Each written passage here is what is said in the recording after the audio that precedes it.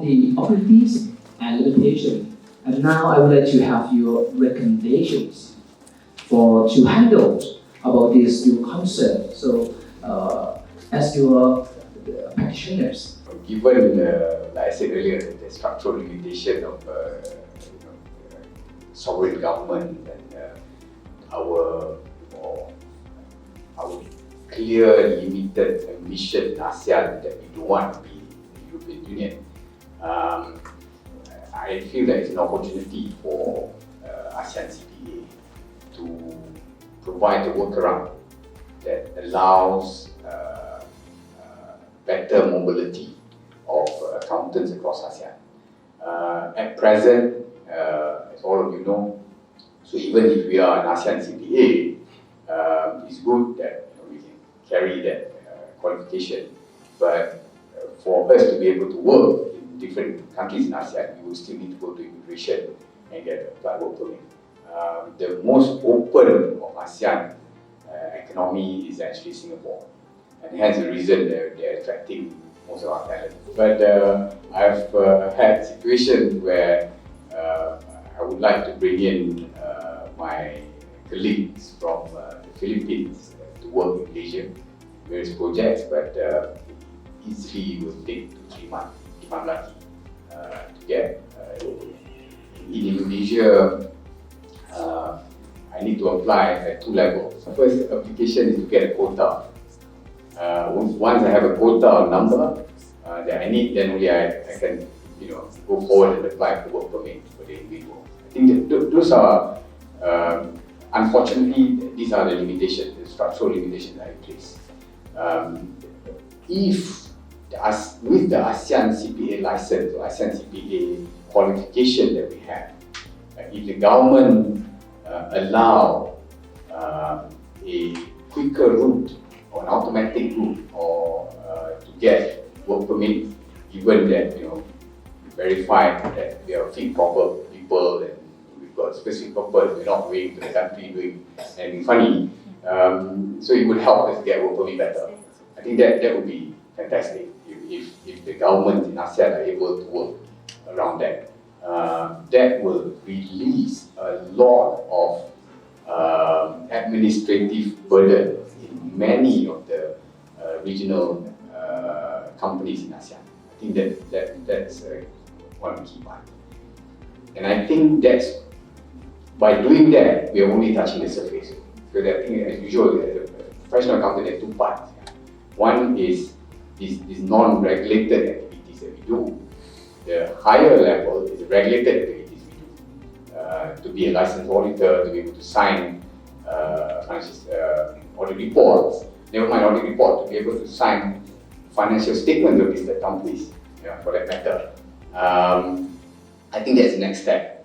So if ASEAN countries agree that all of us have the mutual recognition, everybody, there's a minimum qualification, then only you become an ASEAN CPA. There's no reason why our next step is to enable these professional accountants to also be able to undertake certain regulated activities. At least a sign-off of financial statement for listed companies. These are the next step that governments can get to enable that. If we are able to get there, then I think there's a fantastic workaround to enable better mobility of professional accountants within ASEAN. So the recommendation is that to release the administration work something, right? Because it's now have the 2 levels for the accounting service. Okay, the first level is like a regulated services that now we cannot touch, right? Because it's up to the regulations, okay, something. But now we try to, and for the ASEAN CPAs or ASEAN accountants try to work on the non-regulated, right, services, and that will hope that in the future can log off about the regulated services on this. I hope so. For in Thailand, I would like to share something. In Thailand, for the non-regulated services, Now Thailand has worked on this, that we will provide the accounting practice only for the ASEAN CPA only. So in the futures, and now it's work on in the government level, that every person have to work in the like accounting practice in the non-regulated services have to be ASEAN CPA. So the foreigner, except for the ASEAN nationality, cannot work as an accounting practice. So it's maybe like a value for the ASEAN CPA in Thailand, and soon we will have these regulations. I would like to touch about the ASEAN Federation of Accountants. I think, of course, I think AFA also involved in ASEAN CPA development. But in terms of how can we in ASEAN then come out with a long-term plan in order to address the talent needs of the whole ASEAN. So of course, each individual country or each individual professional accountancy organization like MIA, like Cambodian Institute or Vietnam Institute, they would have their own long-term plan in terms of how much accountants do I need in the next 5, 10 years, 20 years.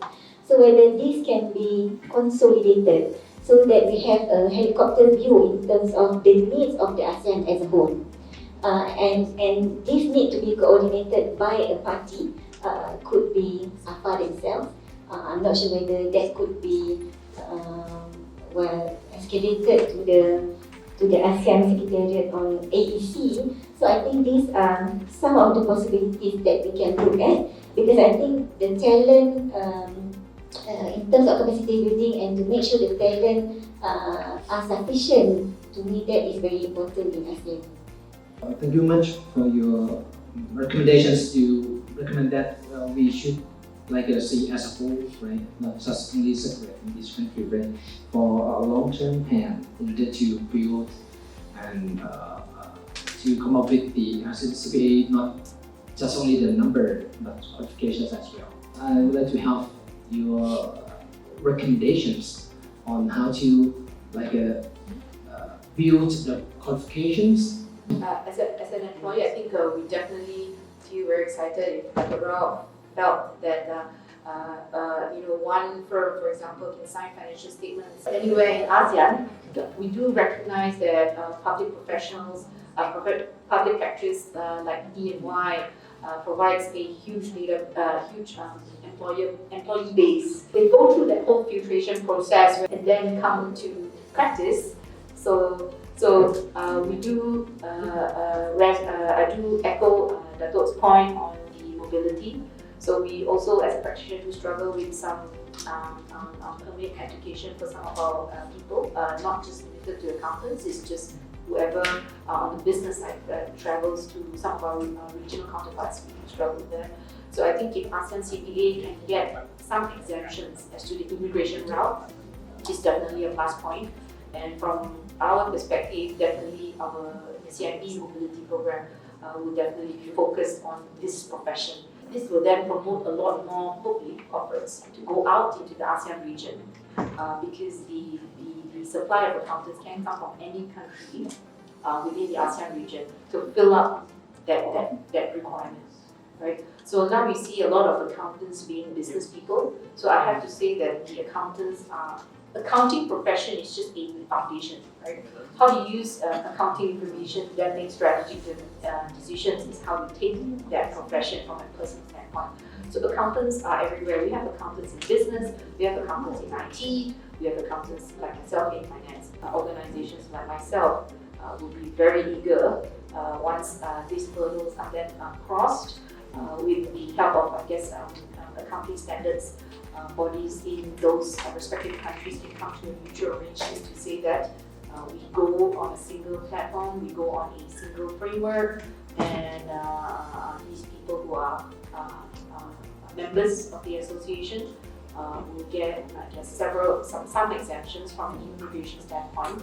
So it's like them going to another state country. Because the mobility is then seamless or borderless, it also helps that personal development of that person, right? That employee or that professional.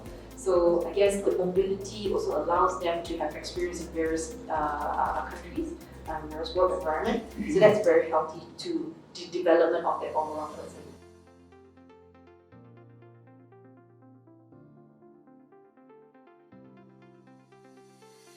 For the ASEAN CPA, that how or anything that we have to do or have to anything that we can overcome or any we have to meet in order to increase or get the prosperity of the ASEAN's accounting. For me, there's two ways to see how you want to increase membership and increase the participation.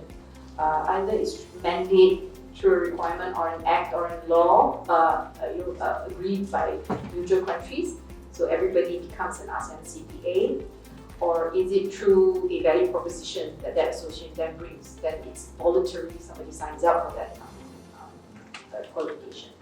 So I think from our perspective, we see the profession growing. So I'm not going to talk about the international immigration hurdles that we have. It's more on how that opportunity can bring to that person who's then qualified as ASEAN CPA, right? So if there are more and more employers, I thought in general, not necessarily FS, financial services, could be a telco, electric company, etc., recognizes the need for ASEAN CPAs, then if a lot more corporates can participate in this agenda. So if employers participate in this agenda, then you have more buy-in from providing that demand. Now, whenever there's demand, the supply comes with. So if there's a demand for certain qualification, it becomes attractive. And when it becomes attractive, voluntarily you see membership growing up, right? So similar to public practice like EY, I think they recognize the need to be regional, right? Because there's huge opportunities in countries like Vietnam. For us, we recognize it because the proportion of unbanked is huge, right? So there's huge opportunities to grow, and in Malaysia we're pretty saturated, so we've got to look elsewhere. And a lot of SMEs are also going outwards rather than inwards, as labor is relatively cheap there, so they will build factories, manufacturing operations there. And when you have a setup there will be need for accountants that account for it, right? So you need that. And then with the trend of outsourcing operations, back-end operations, focused on moving it out to a location which is, I guess, a lot more palatable from a cost perspective, then creates that additional requirement for more people who are then qualified to do the job. So I think participation from corporates, right, in this agenda might be a good forum for the demand to be created. If you have demand, right? Of course, the supply side will be there. Assurance services training those guys, but they as well also create that demand, right? So corporates plus public practice creates demand, right? So if you can consider as an ASEAN franchise, we work together to get more corporates on board and hear them out. So I guess I would say maybe consider participation from corporates. I would like to, in your perception, that you have to manage about the practitioners, professional practitioners in the regions, maybe 8 firms. So about the challenges for the ASEAN CPA or the professional accountants in the regions. What is the very important challenges? Diversity is a challenge, but looking at it from a different angle, diversity is also an opportunity, and we totally, buy into the importance of diversity and inclusiveness in the way we run the organization. Otherwise, we will be able to be regional. What we've seen is the most successful engagement teams in ASEAN are the ones that are most diverse. If we are able to pull together a team which is made up of the various different parts of ASEAN, that will likely be the most successful team to deliver on the vision. Number two is, which I want to touch on, is actually the need for us to move very fast. I think throughout the world, many of you would have heard that in a lot of things that we do as accountants, the expectation required of us is not just on the normal stuff of addressing regulatory changes to accounting standards and stuff like that. I think there are also a new demand of how the, I'm sure you've heard of this term, the future of work. And I think accountants of the future will need to look very differently from what we are now.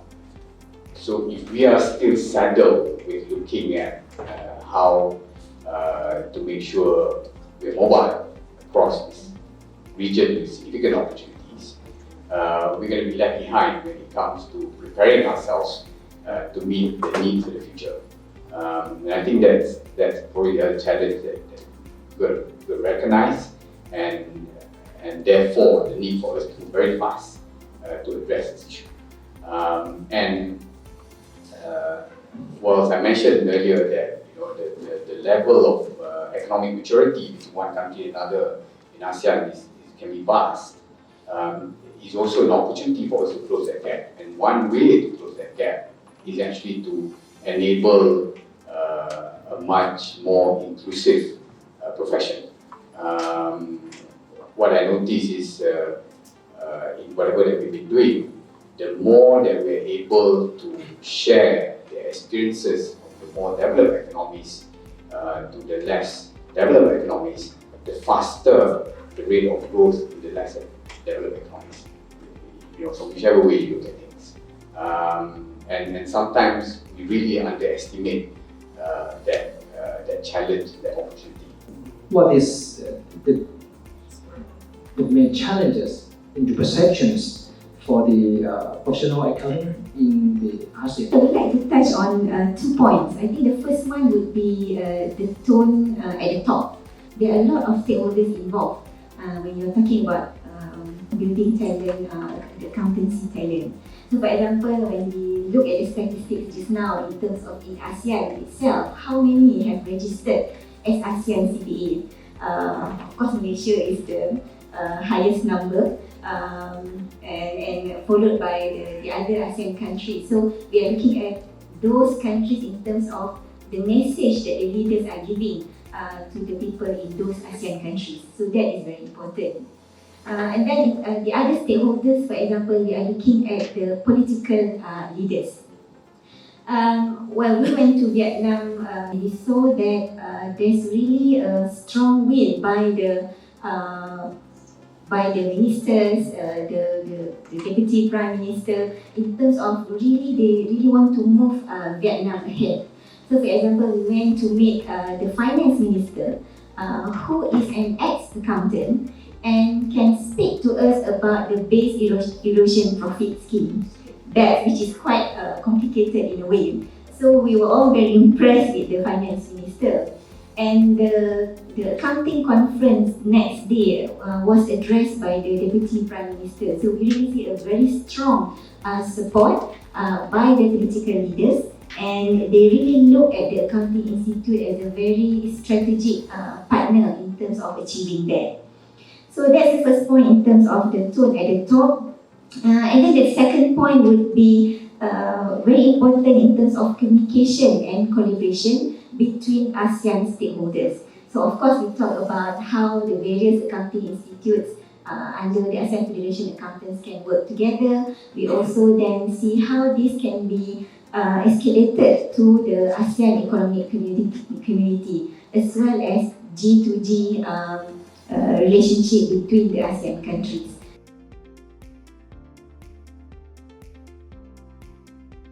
I would like to have your final thought about the decisions.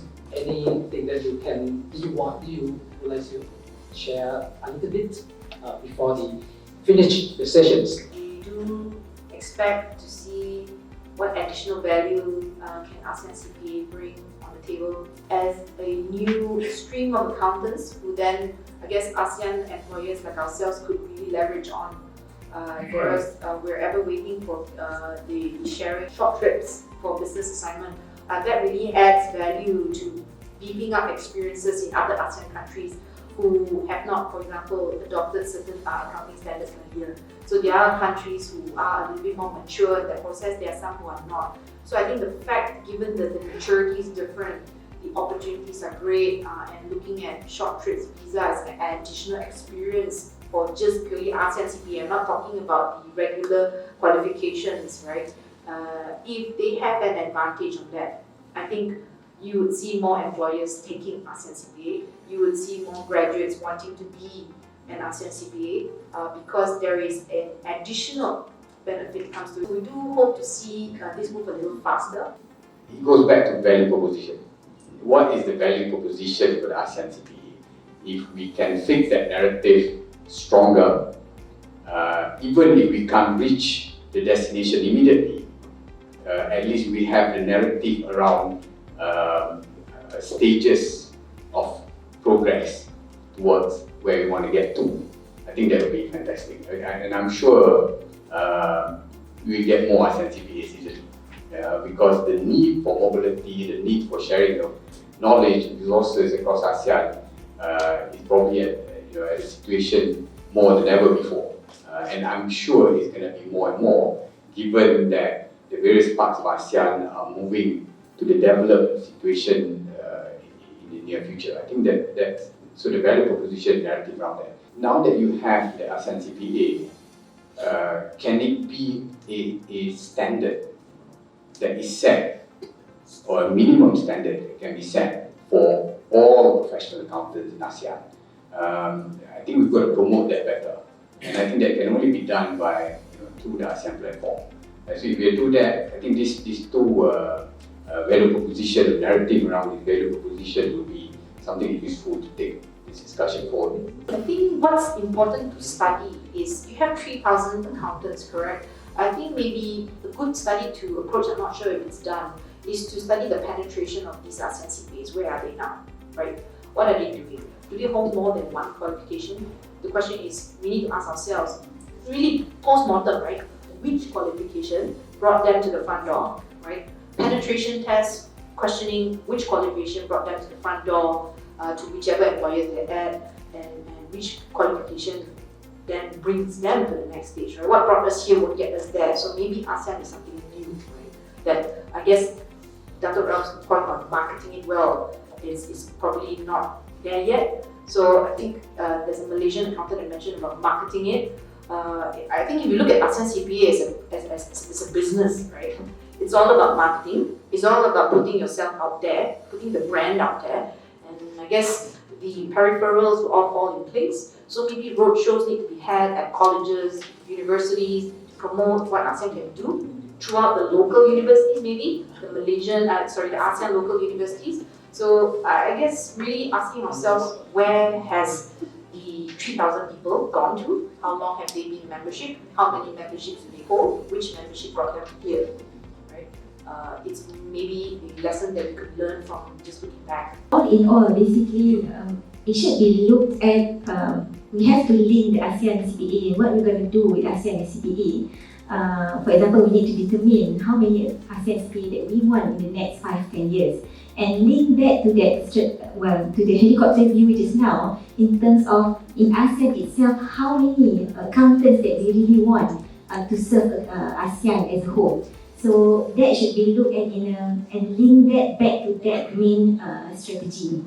And I think one of the key takeaway I got from here, listening from all those points, probably more communication as well as having open discussion about how to improve ASEAN CPA, how to increase more members of ASEAN CPA can be organized in the future as well. Thank you. So thank you very much for your final thoughts. So I would like to summarize all that I think that we are in the contention that we have to define what value, the real values. So I think the real value is mobility and qualifications that are acceptable within the ASEAN, not only for the ASEAN as well, it's including the other countries over the world. So along with the Angkung that discussed about this, we have to try to build and enhance for value in the future. So now I hope that